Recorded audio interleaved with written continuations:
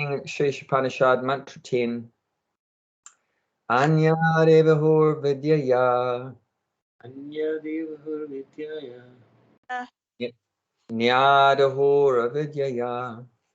Nyadahur vidyaya. Iti Shrumadhiranam. Iti Shrumadhiranam. Yena stad vichachakshire. Yena Tat Vichachakshire. Hey, who's first? Okay, go ahead, Deepa.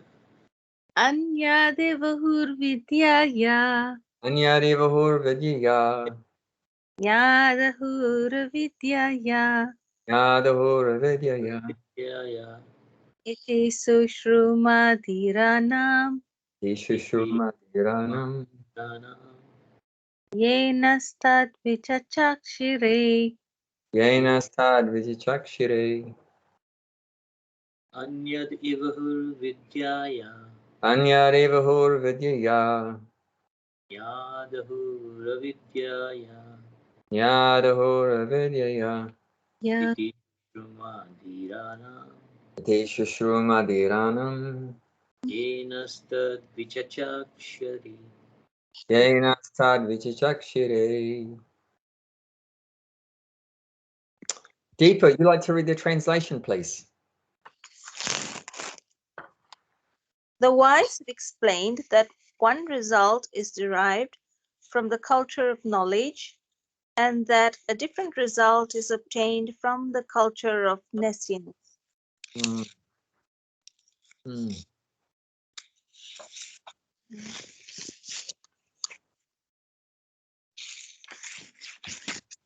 This reminds me of a Vedic aphorism, which is two words, phalena parichyate. Phalena parichyate. Phalena means fruit, phala, P-H, phala, parichyate. So that means you judge the process by the result it gives. Means if the mango tree gives very nice, sweet, juicy mangoes, it's a good tree. If it doesn't produce any mangoes, or they don't taste any good, then it's not a good tree. Cut it down, right? Use it for firewood or something. So like that. So this is science, that you have a theory, then you make an experiment, you get a result. So the result is important, what kind of result you're getting. If you're following a process and you get a stink result, a bad result, then we should think, well, why am I following this process? The process is giving a bad result. So if we, in this case, if you follow the process of the real knowledge coming from the Lord, like we've been reading about these points, these 18 points coming from Krishna in the Bhagavad Gita, and you find it has some good results, then that's a good sign. And if you follow the path of ignorance, which is basically the opposite to Vedic knowledge, without Vedic knowledge, just basically mental speculation and sense gratification, if you follow that path of avidya and the results are not good, well, you should think, well, maybe this process is not good, so. But if you just keep following the same process that gives the same bad results, then what's that? It's not a good sign, and don't expect that if you followed the process last week and it gave a bad result, then don't think, well, if I'll follow the same process this week, it's going to give a different result. Now, the same process is always going to give the same result, right? So otherwise that's not logical. I mean, if you mix an acid with an alkaline, it's always going to give the same explosion. It's not like, well, it's exploded this time, but it's not going to explode next time. It's always, if you 1 + 1 always equals 2, not sometimes like that, so that's one way of thinking about it. It's very, very important what result you're getting. So if you, and if too, you know, if you're following Krishna consciousness and you know, you're finding it's not working for you, well, don't follow it. But or it could be Christianity or Hindu, Muslim, Buddhist, or whatever. If it's not giving you the results, don't follow it. Of course, I mean, we would say that's impossible, that Krishna consciousness would not give you good results. What would we say? I mean, if you were supposedly, you know, following devotional service, Krishna consciousness, and things weren't working out, you weren't getting a good result, what could be the other possible cause? If you weren't getting good results from Krishna consciousness, one possible cause, of course, is that the process of Krishna consciousness is not good. What's another possible cause why you're not getting good results? Maybe you're not following the process properly. Very good. Yeah, if you don't follow the process. Like here, these 18 points, right? This is the process, you know. So maybe you're following only one or two, you know. So I mean, you may get some benefit, but you're not going to get all of it, you know. So to the degree that you follow the process, to that degree you'll get the result. And it's the same with any scientific experiment, you know. You have to, you know, very carefully follow the process. And you can't be slack or lazy about the process and expect, you know, like that, on, you know, just, you know, change what it says, you know. I don't want to follow what it says there in the book. I'm going to do something else. Well, yeah, if you're going to make things up and change things ad hoc, then of course you're not going to keep getting the same results. So you have to follow the complete process and stick to it, and then you'll keep getting the same, you know, good result like that. Anyone want to say anything about that? Yeah, that's true. I mean, there's something is that if you follow the process, I mean, you have to go through by yourself. It's basically finding your own truth, basically. So you follow the process, and then you get the feedback. Basically, you get a feedback whether you're doing it right or not. And then so I cannot do it for you, you cannot do it for me, and Deepa cannot do it for me, I cannot do it for so everyone has to find their own truth. They have to follow the process. I mean, especially the spiritual thing, you know, you have to do it yourself and basically find your own truth. You have to go through it. True. And it's all voluntary. You can't force to do it. It's all voluntary, of course. Whereas, you know, a materialistic society, it's quite often not voluntary. If you don't do your work, you don't get paid. Like that. So like that, and you know, you have to pay your taxes and so forth. So but you know, in terms of spiritual life like that, it's completely voluntary. It can't be forced, because the goal of spiritual life is to love God, and you can't make someone, you know, love is something you can't make it happen. You know, if you said this, you know, did this to your wife, you know, love me, or husband, you know, love me or I'll shoot you, you know, what kind of love is that? You know, you can't force love. So with these kind of processes, anything to do with God and spiritual life, you can't force that. It's voluntary. Yeah. No, that was a good point. Okay. Okay, shall we continue? So we're up to point 18. Narendra, would you like to read point 18? One should become a scientist or philosopher and conduct research into spiritual knowledge, recognizing that spiritual knowledge is permanent, whereas material knowledge ends with the death of the body. Interesting, huh? Krishna's saying one should become a scientist. And we hear often Prabhupada is condemning scientists. Condemning scientists. But this is in the real sense of a scientist, like I said. You know, you have a theory and you make an experiment, you know, follow a process and you get a result. So in that sense, yeah, we should be a scientist. You know, this is Prabhupada. He didn't talk about Krishna consciousness as a kind of faith. You'll never hear that. You're not once that, oh, this is a kind of faith, or this is a belief system. Oh, this is my belief and it's your belief, like that. No, Prabhupada talked about Krishna consciousness as a science, as a spiritual science. You know, in terms of what we've been saying, you know, you follow a process and you get a result. Phalena parichate. So in that way, we should become a scientist. So this relates to Bhagavad Gita chapter 13, texts 8 to 12, the last point mentioned there. Adhyatma jnana nityatvam tattva jnanartha darshanam. Two things there. So if we just look at those words from the Bhagavad Gita, I'll just read the translation Prabhupada gives there. Translation in the Bhagavad Gita. Accepting the importance of self-realization and philosophical search for the absolute truth. So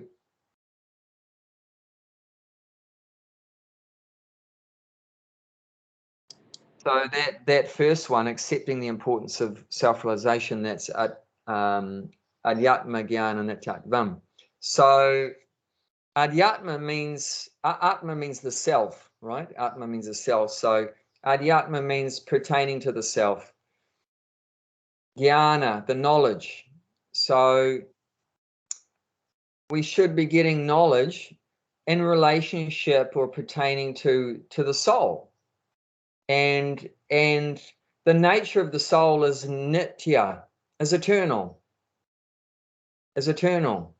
You know, so that's what this is real knowledge. See, because, and it's what we've talked about before, see, material knowledge is not real knowledge because it's temporary. That's the fundamental flaw of matter, is that it's temporary. And thank God we are not matter. You know, we are the soul, and the soul is eternal. So like it said, you know, when the body dies, we do not die. Krishna says that in the Bhagavad Gita in the 2nd chapter. Nahanyate hanyamane sharire. When the sharire, the body is killed, hanyate, but we are not killed. But definitely the body will be killed, whether it's through COVID or anything, you run over by a car and have a heart attack or whatever. Definitely the body will be killed. There's no doubt about that. You don't have to be a scientist, you know, to work that out. But the reality is that we're not the body, that we are the soul, and the soul is not killed, even though at some point the body will be killed, but the soul is not killed. So the soul is eternal. So like what Krishna is talking about in the 2nd chapter of Bhagavad Gita, understanding that we're not the body, that we're the eternal soul, this is the kind of knowledge that is essential and we should be educated about. Unfortunately, we're not.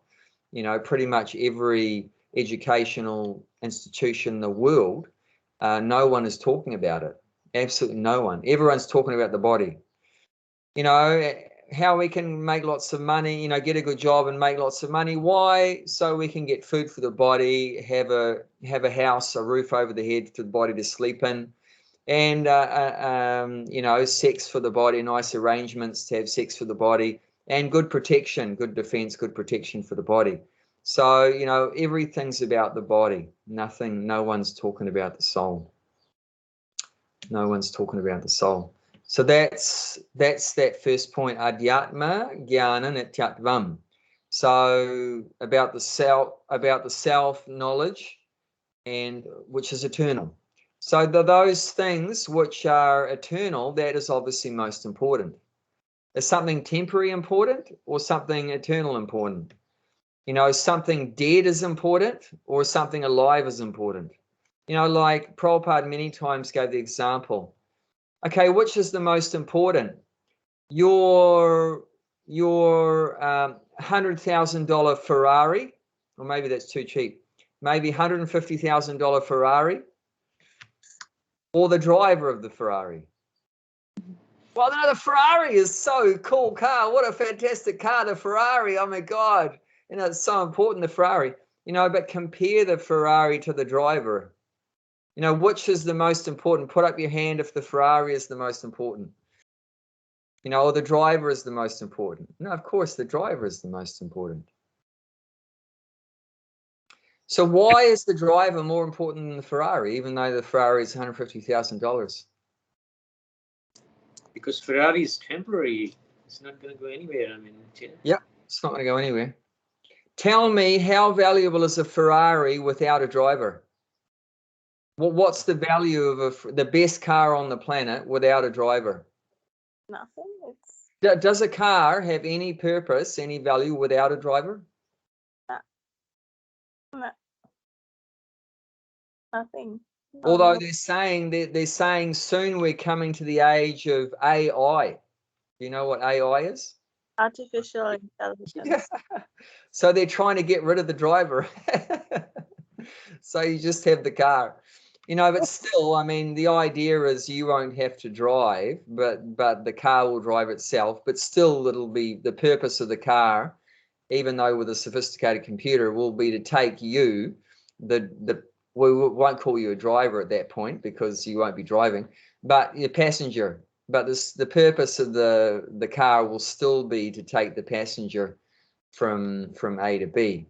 So really, you can't do away with the person, you know. So the thing is that even you have the best car on the planet, without the driver, it's useless.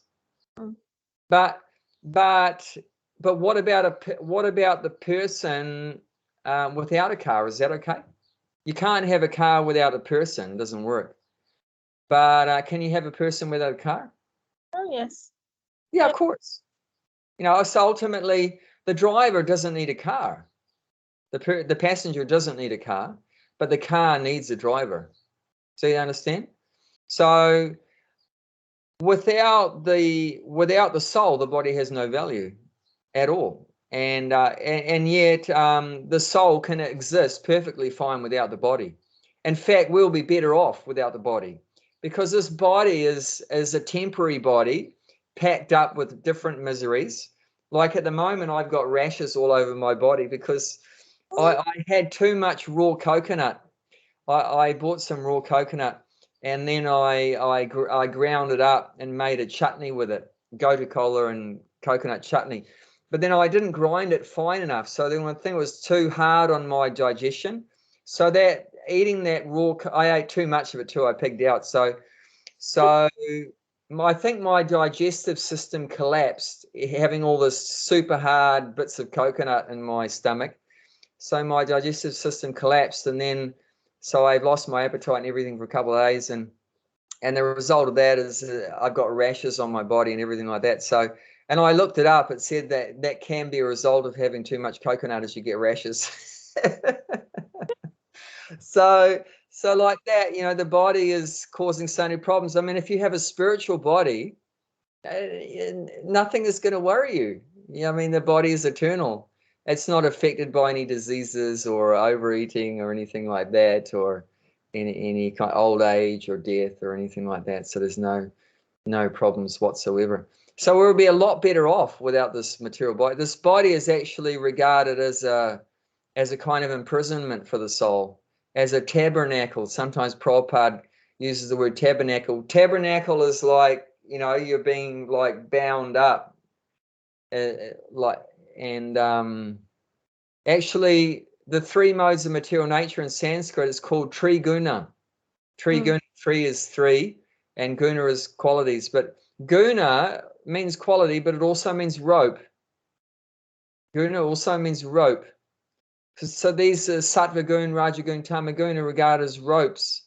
And when the soul gets tied up, entangled in this material world by these different modes. So yeah, we're bound up like that. So getting free from the body, what do you call it when you get out of the body? It's called liberation. That sounds a lot better, isn't it? Why do you call it liberation? Because actually the situation we're in now is not good. So you're getting freedom from that situation that's not good. That's called moksha, mukti, you know, liberation in English.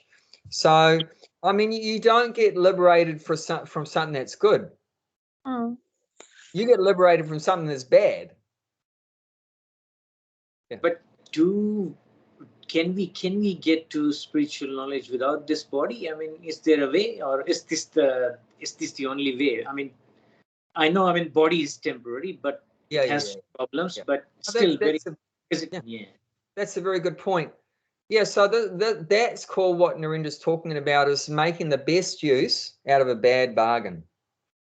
Best use out of a bad bargain, you know. So it's said by Prahlad Maharaj, says in the 7th canto of Srimad Bhagavatam, that although the body is temporary, and in this context the word is used adruvam. Adruvam means temporary also.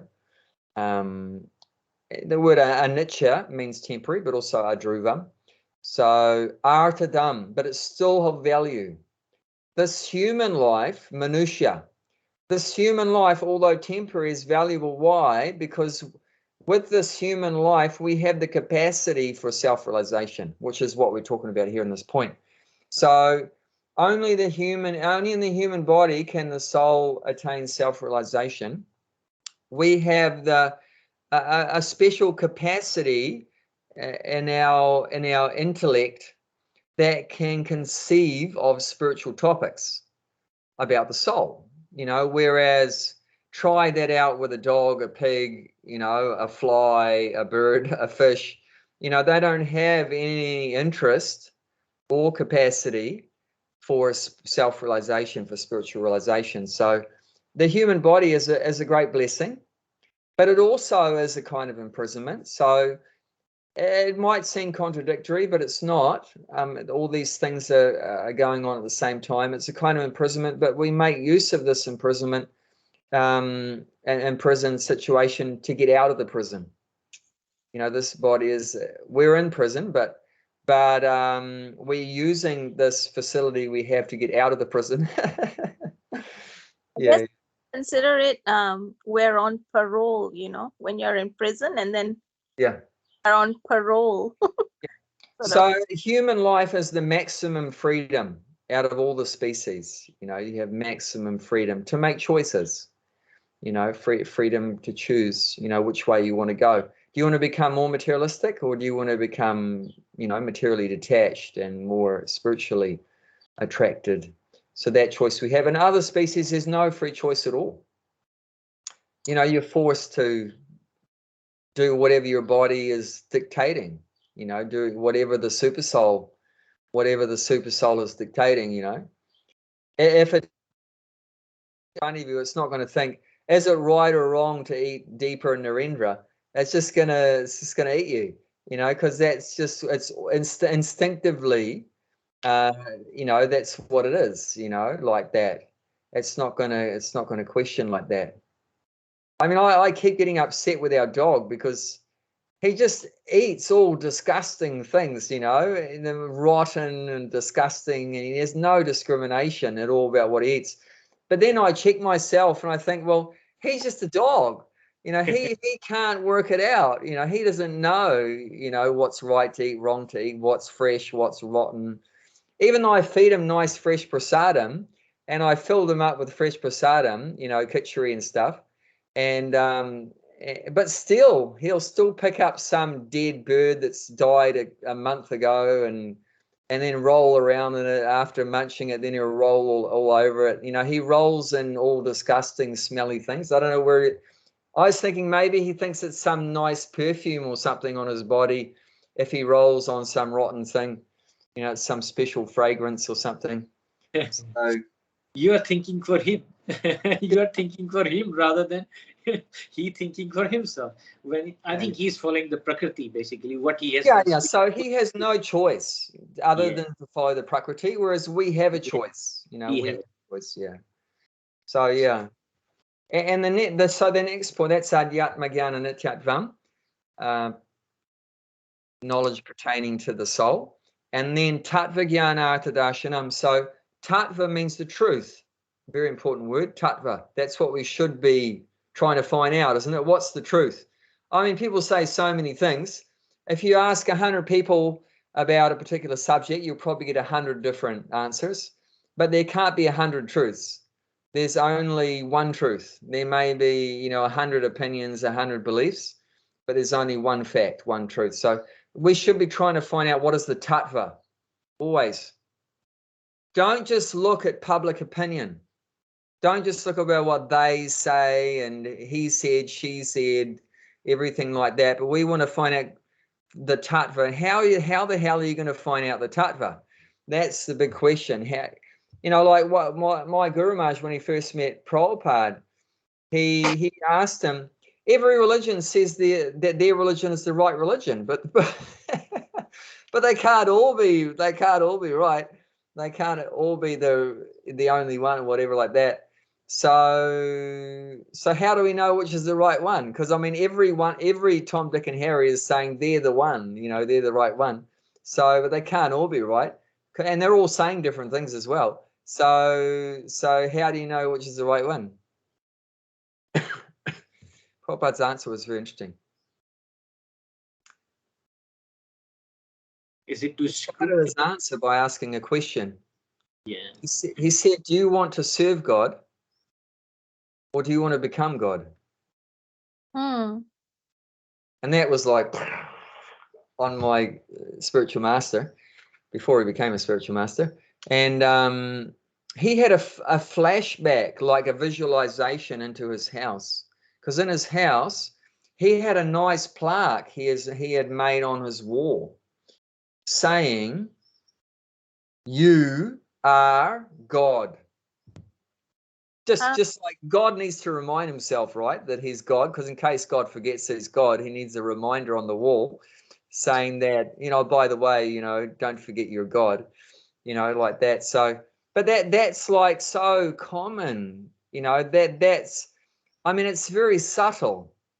We don't often come out so gross like that, put it in writing, but by our actions, everyone's like that, Are we trying to, I mean, who is God? God is the supreme controller and the supreme enjoyer. Are we trying to control? Yeah, I am. Are we trying to enjoy? Yeah, I am. God is the supreme proprietor. Are you trying to be the proprietor? Yeah, I am. So we are trying to play God. We all want to take the role of God.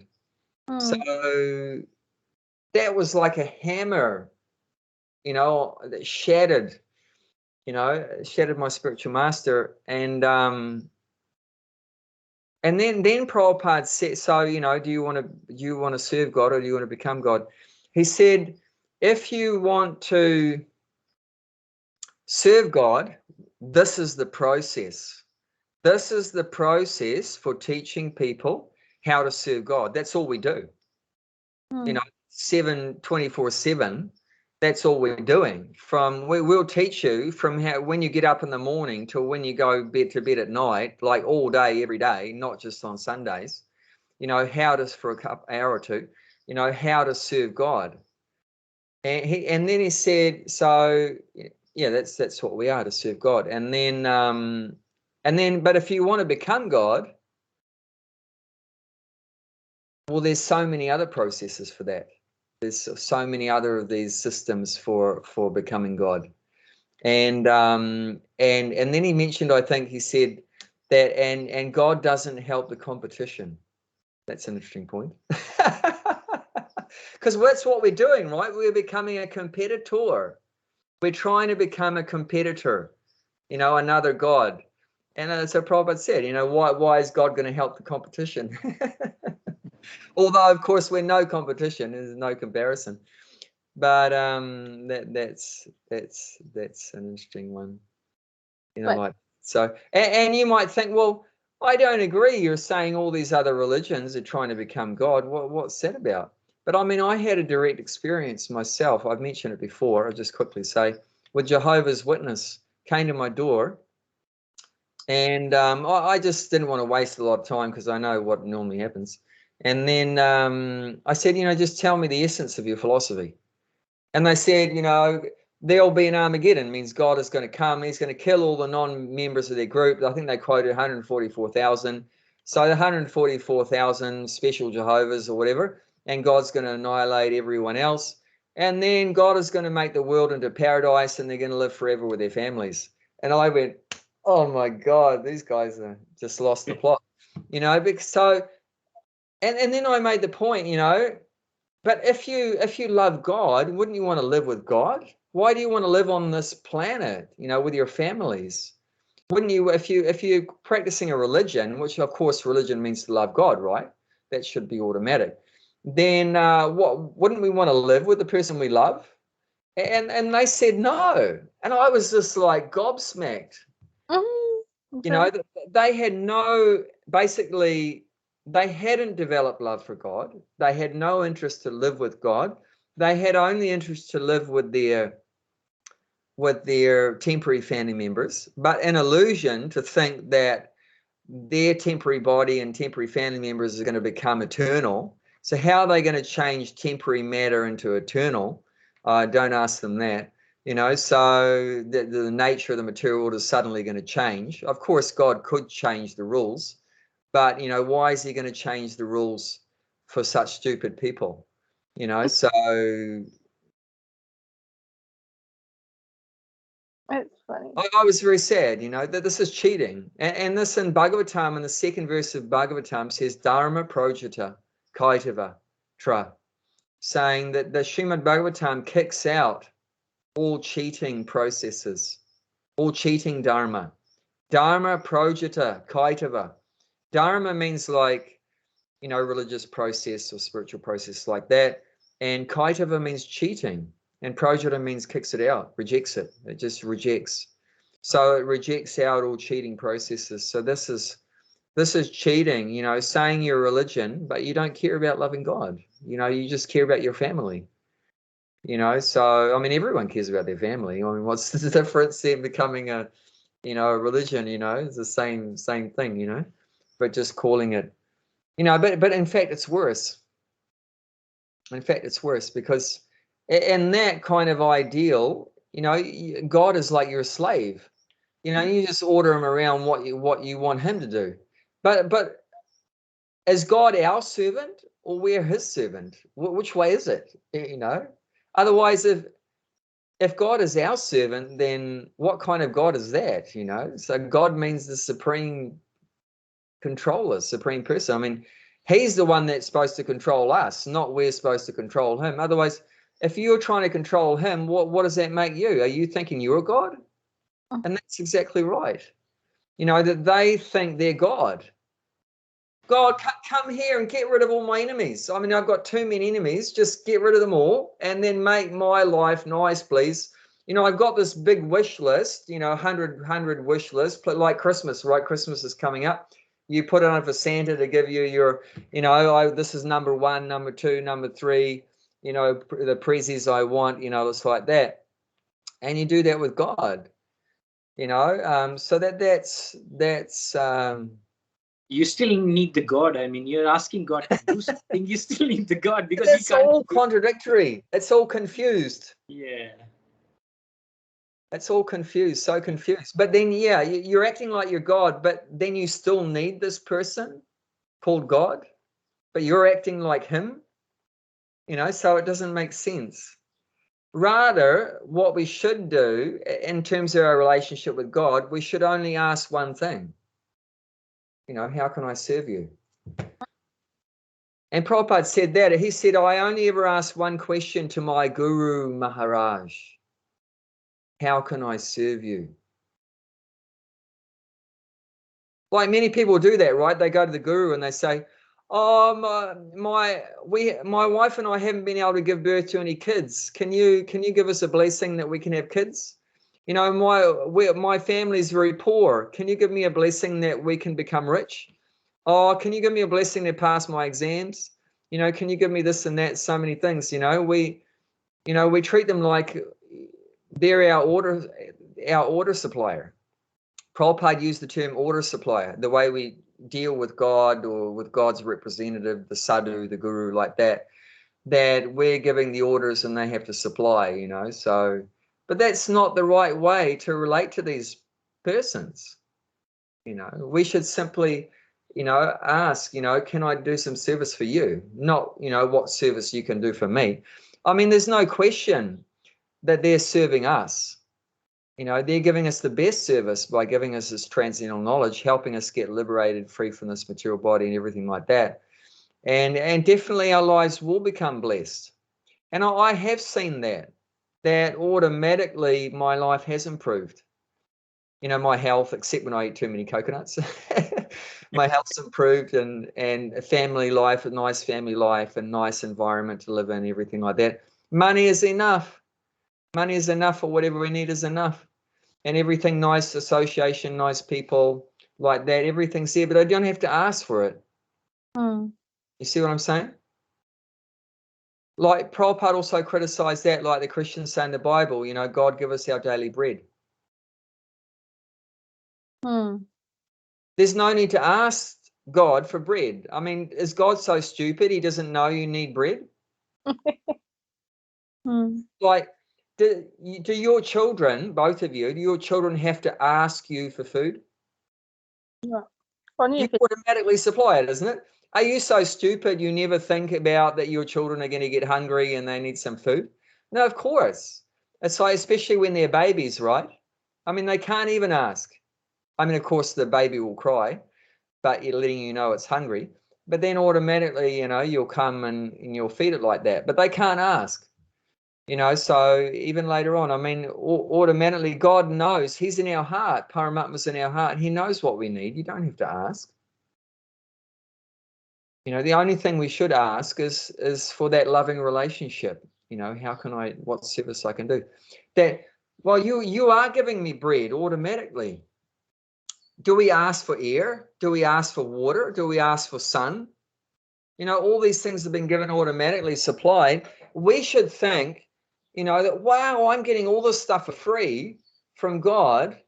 You know, he's giving me everything. How about I do something for him? And that's called gratitude, right? So bhakti is just the natural expression. After receiving, having the knowledge and knowing the truth, having received so much from him, that we naturally should think, well, you've given me so much, what can I do for you? And that's love. You know, love means give and take, right? So he's giving us food and water and air and sunlight and nice family and everything nice, everything good. So naturally we should want to reciprocate, and, you know, I'll give him something. He's given me so much, let me give something. So love, of course, is two ways. Sometimes I give you and you receive. Sometimes you give me and I receive. So it's a two-way thing. And God gives us unconditionally. You know, even if you look at the most hardcore atheists, God is still providing him with water and air and food and everything, even though he's blaspheming God, saying there's no God, God is dead, everyone's God, or I'm God, or whatever. But still, God still looks after him unconditionally. You know, his love is unconditional like that. But you know, but from our point of view, that's very bad. You know, we call that, in New Zealand, we call that a spoiled brat. Isn't it? It's not nice to have a spoiled brat, you know, just keep taking and taking and taking and taking and taking, and never even saying thank you or any appreciation or anything, or acknowledgement that you exist or anything like that. So we can improve, you know, let's try to improve. So tattva, so yeah, to know the truth, yeah, that's what we started off saying. So it's explained in the Mahabharata, there's one verse saying there, to find out the truth, that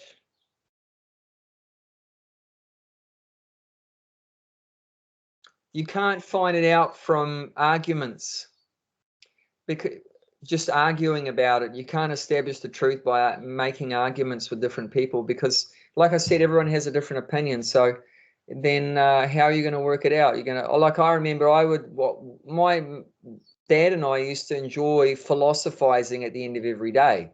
After he would finish work and I would finish school, we would sit in our armchairs and we would philosophize about the meaning of life and all this kind of stuff.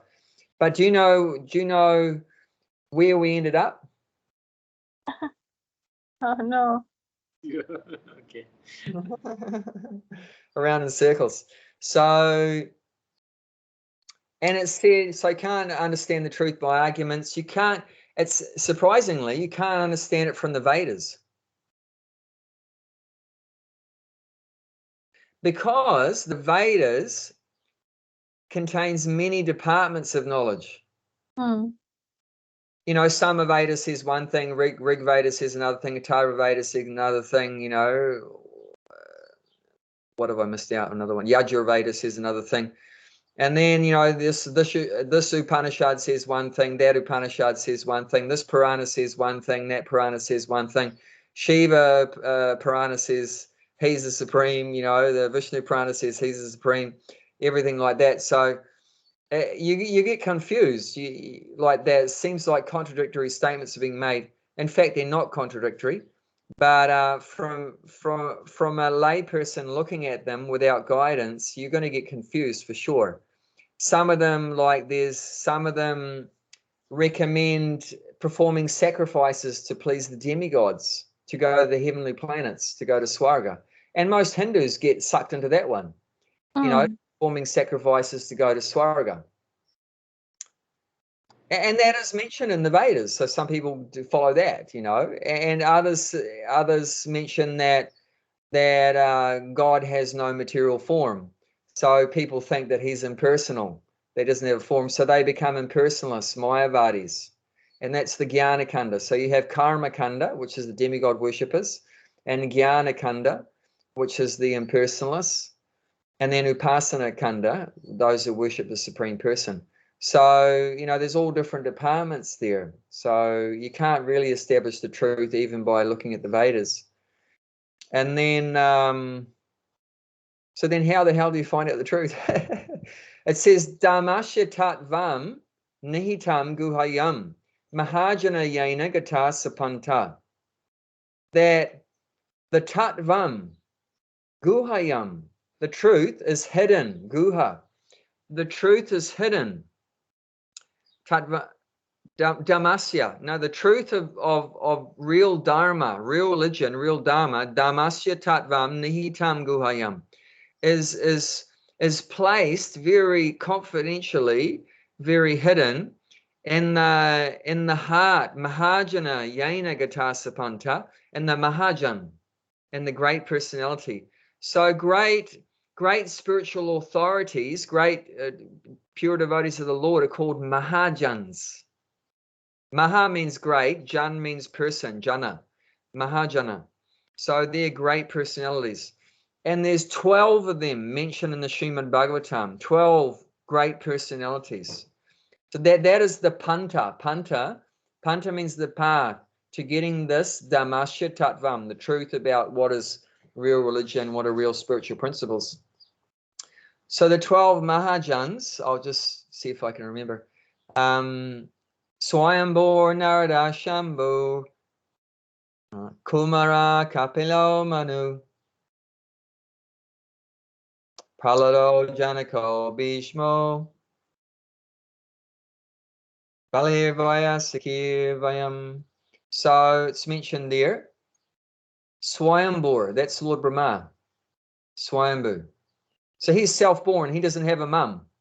He's just born from the lotus navel of Narayan. So he's Swayambhu, self-born. Lord Brahma, Narada Muni, Shambhu, Shiva, Kumara, 4 Kumaras, the 4 ever youthful Kumaras. Kapila Dev. Manu, Swayambhuva Manu. So the father of mankind is Manu. So Manu, he is an authority also. Prahlad Maharaj. Janak, you know, Janak Maharaj.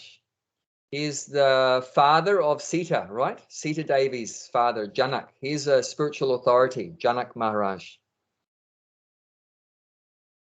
Bhishma Dev. He is a Mahajan. And then Bali Maharaj. He was actually the chief of the Asuras, interestingly enough. But actually, he's a great authority on spiritual life. Mahajan, he's a Mahajan, Bali Maharaj. And means Shukadev Goswami, who's the one that's speaking Srimad Bhagavatam. So he was born from Vyasadeva. That's why he's called Vyasaki. So the son of Vyasadeva, Vyasaki, is Shukadeva Goswami, another name. And then Vyam. So who's speaking is Yamaraj. So he's a spiritual authority. So it said that this truth of religious principles can only be understood from the Mahajans.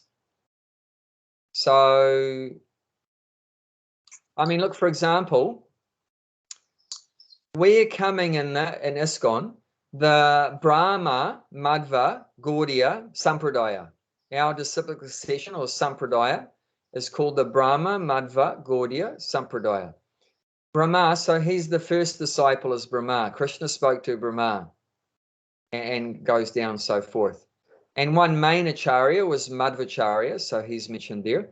And also in that line comes Chaitanya Mahaprabhu or Gauranga, so Gaudiya. So from East Bengal, like that, from eastern side of India. So Gaudiya Vaishnavas.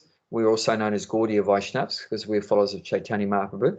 So like that, we are following a Mahajan, Brahma. We're following the Mahajan, Brahma.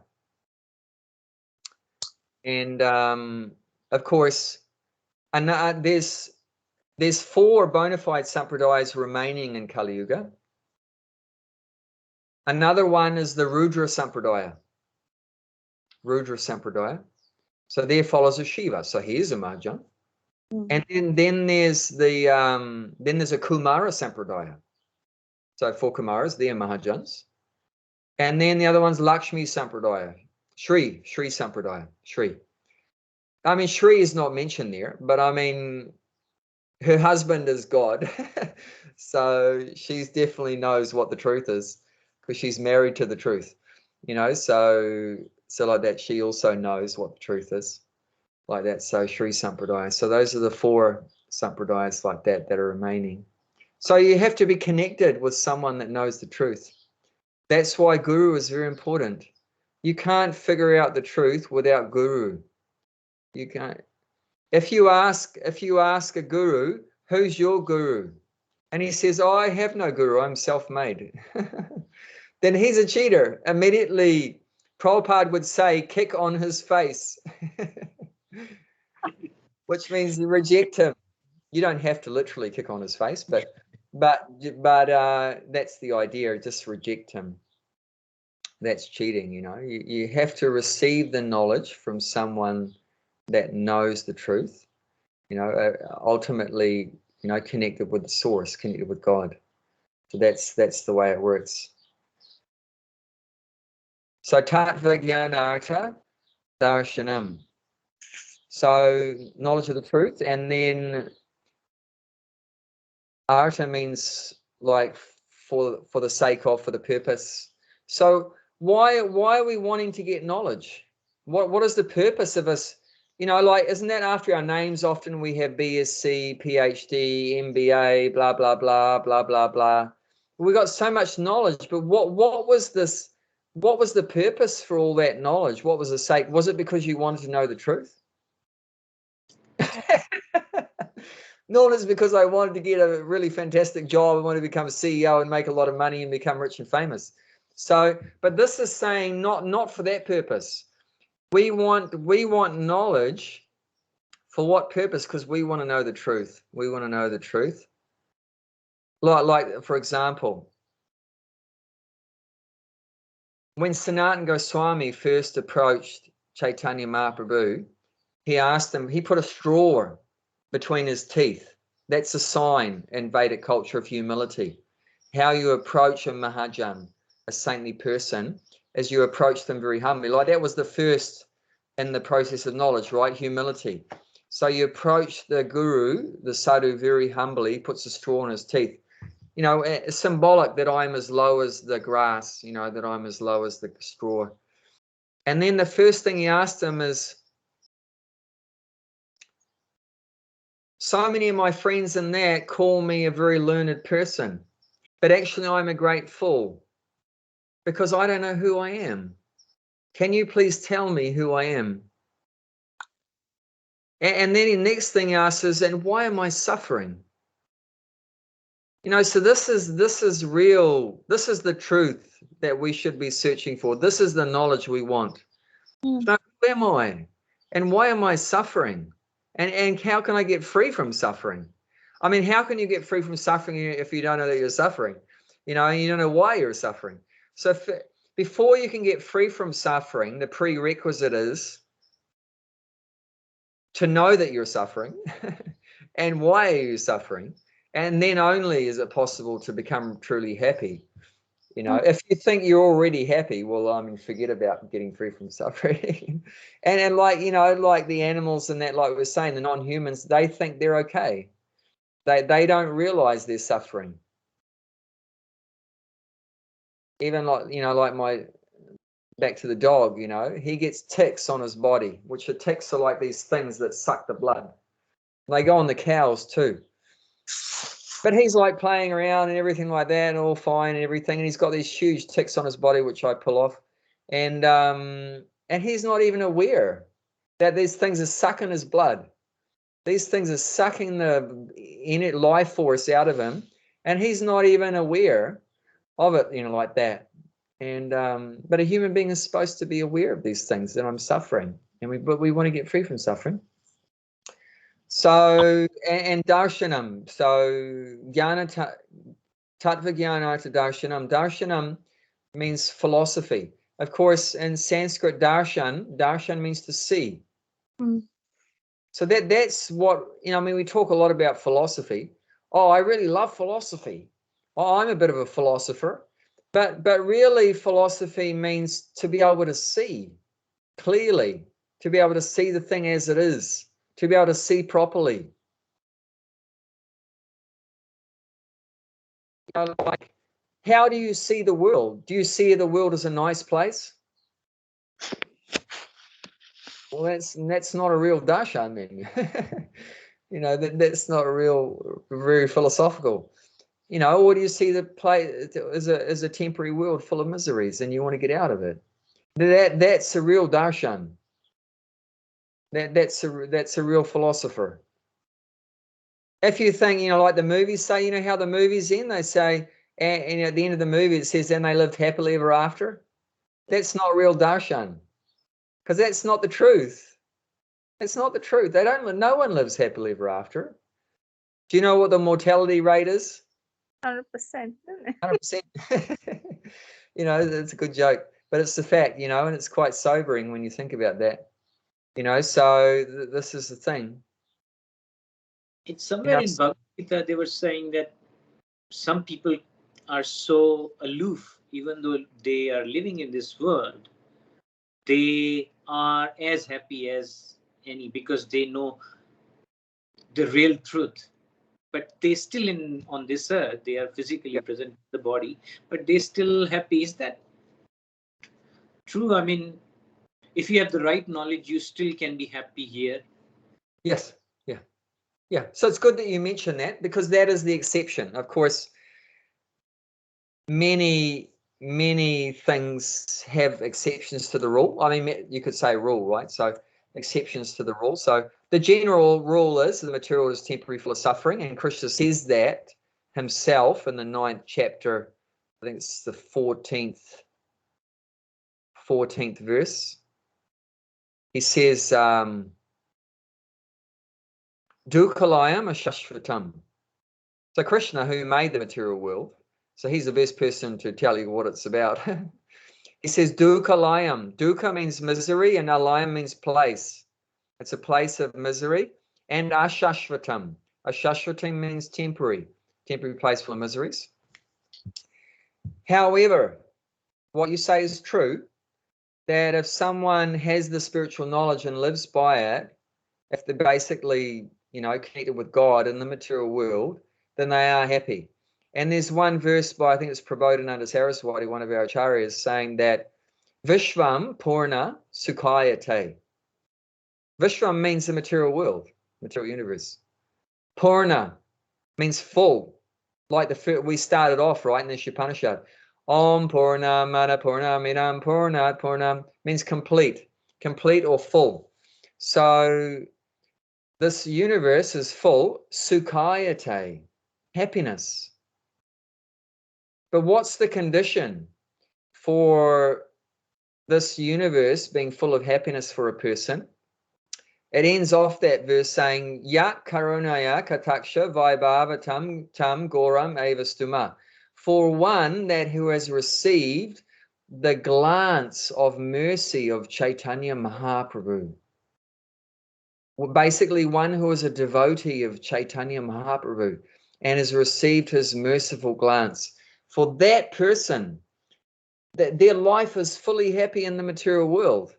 Means if you're blessed by God. I mean, when you go to a temple, and often you'll see that Radha, Sri Radha or Sri Lakshmi, like that Sri Sita has got their palm, right? Their palm outstretched to you like that. What is that? That's giving blessing.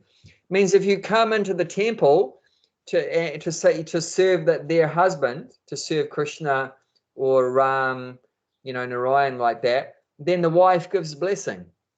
And then, if Lakshmi blesses you, you're very fortunate in all respects. So then life becomes good, if you receive their blessings. So it's true. It can, if you become spiritually conscious, you can become very happy in the material world. But still, even then, still our purpose is to go back to Godhead. Because that's our original position, is to be living with the Lord and serving the Lord. So that's, of course, there are exceptions to that too. The exception to that, what's the exception to that?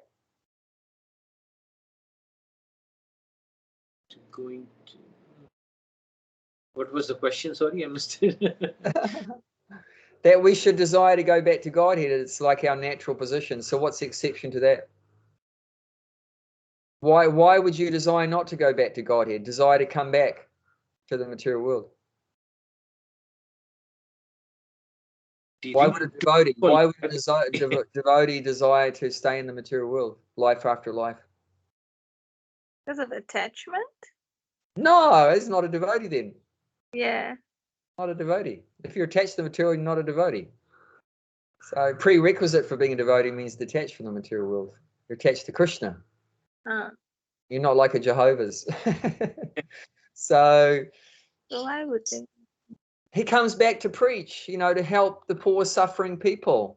Because like I said, how do you find out the truth? Through What did we say? A guru. Yeah, from Guru, from Mahajan.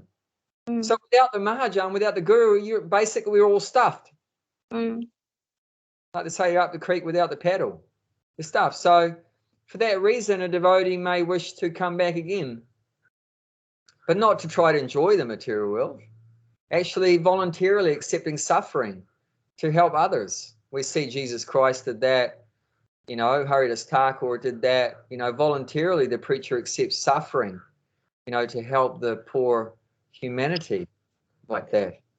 But generally, the rule is, we want to go back to Godhead, even though you're happy in the material world, because you're following the laws of the material nature once you become Krishna conscious.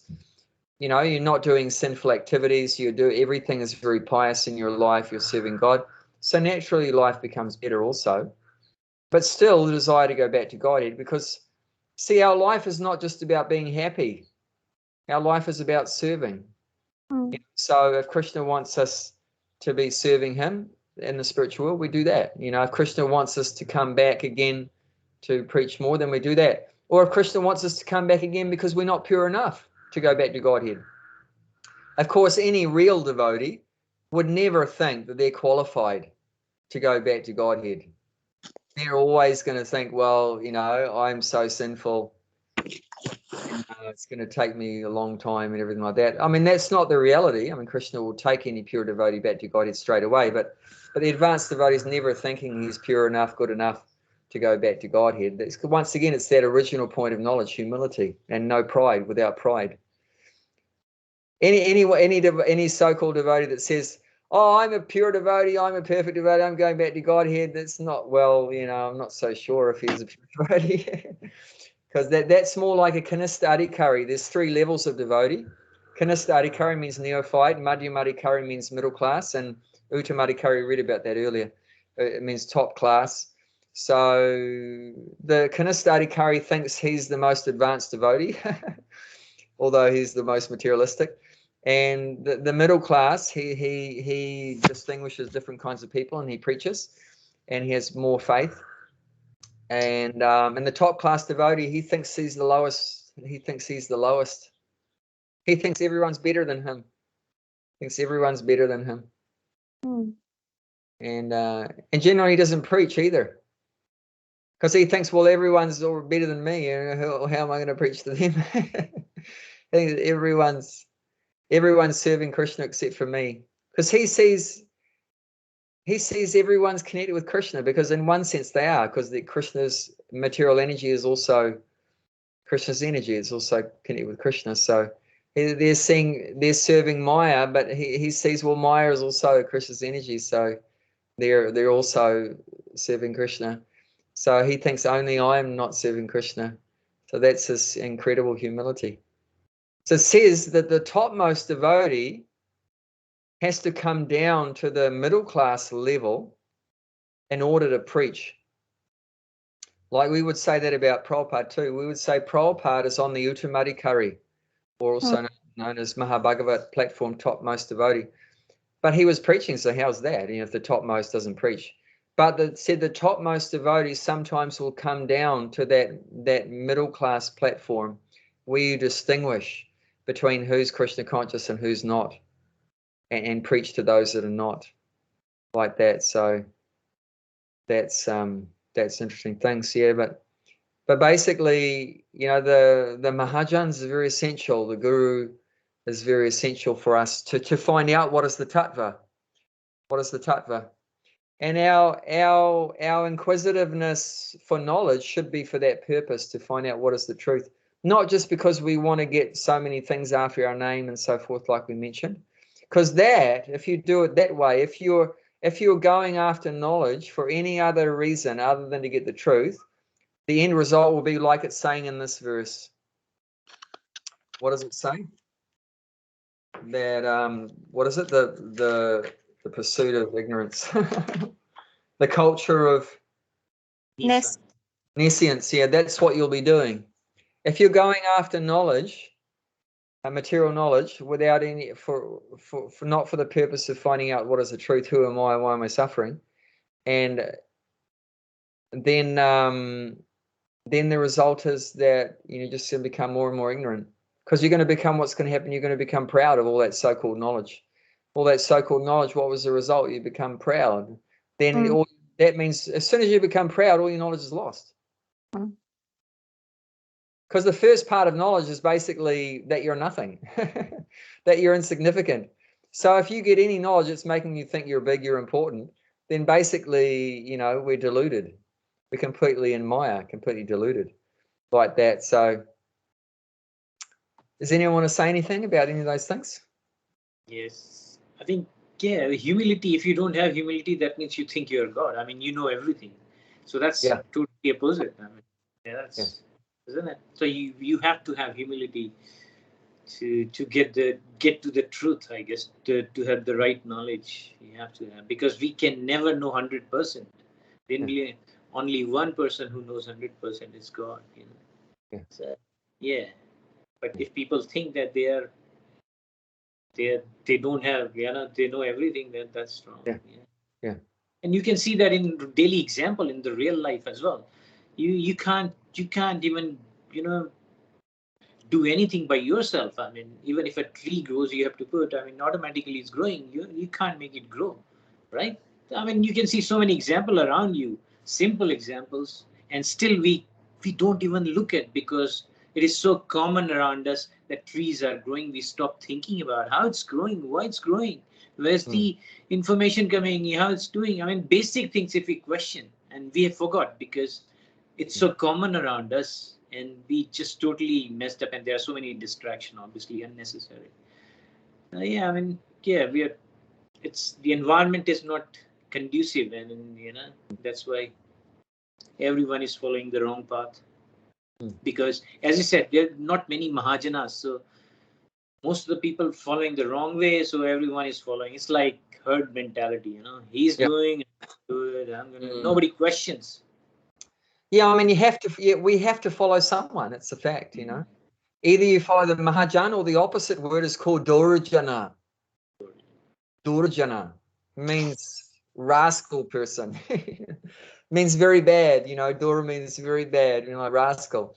So, and that's what we see, you know, following the politicians, the scientists, everything, following these Durjanas, and then we're all misled, you know, and we suffer so much.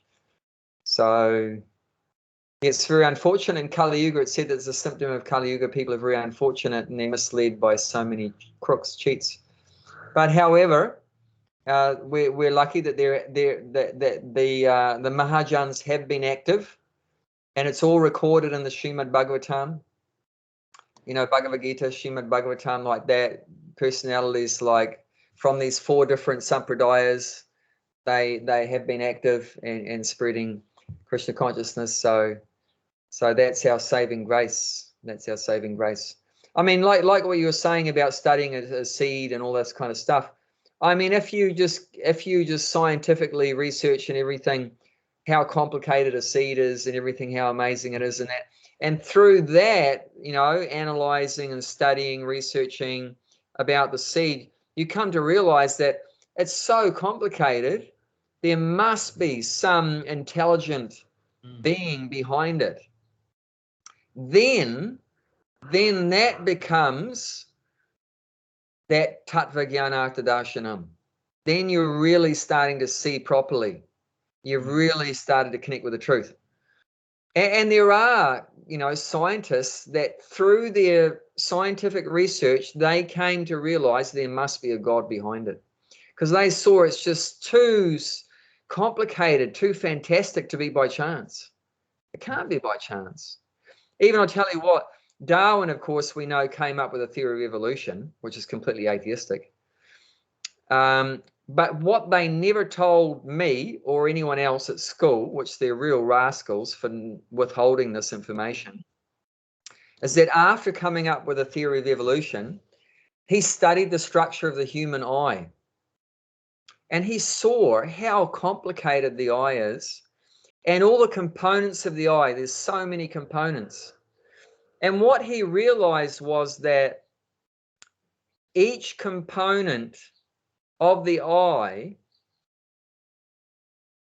doesn't have any value without all the other components.